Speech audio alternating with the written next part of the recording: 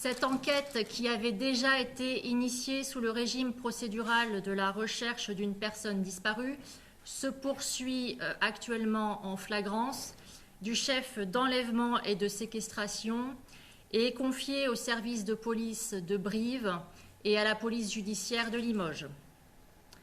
Il ressort des premières investigations et notamment des nombreuses auditions de témoins présents au sein de la boîte de nuit qu'aux environs de 3h30, Justine Vérac est sortie de l'établissement pour s'aérer quelque temps, en compagnie d'un jeune homme qui était une de ses connaissances amicales, puisqu'elle l'avait rencontré à plusieurs reprises au sein de ce même établissement de nuit.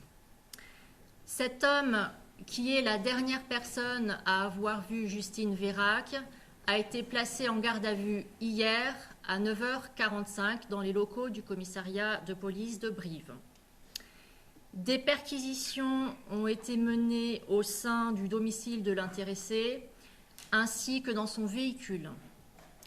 Des opérations de police technique et scientifique ont été effectuées, lesquelles ont permis de mettre en évidence la présence de traces de sang au sein du domicile de l'intéressé, dans sa chambre, mais également dans son véhicule au niveau du pommeau de levier de vitesse. Des analyses ADN sont actuellement en cours afin d'établir le profil génétique pouvant correspondre à ces traces de sang. En outre, le sac à main de Justine Vérac contenant des effets personnels a été découvert calciné à proximité du domicile du gardé à vue à l'extérieur de ce dernier.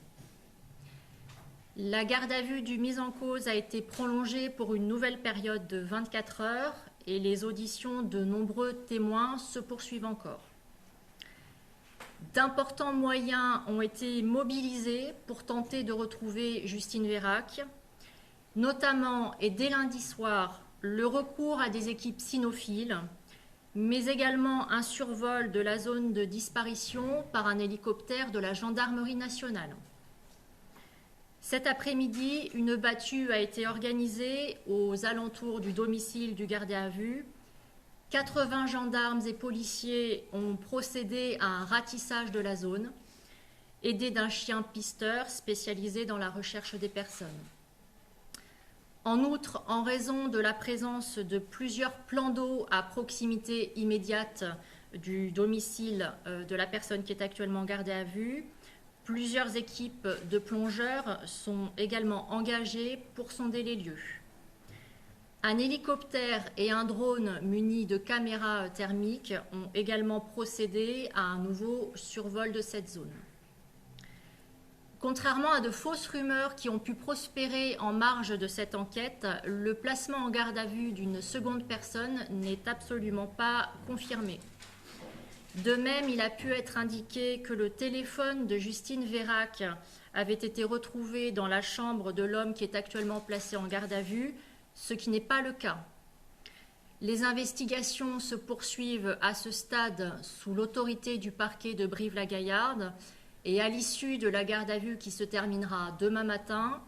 À ce stade des investigations, nous nous orientons vers l'ouverture d'une information judiciaire devant un magistrat du pôle criminel de Limoges. Voilà, je vous remercie de votre attention et à ce stade des investigations, tels sont les éléments que je pouvais vous communiquer.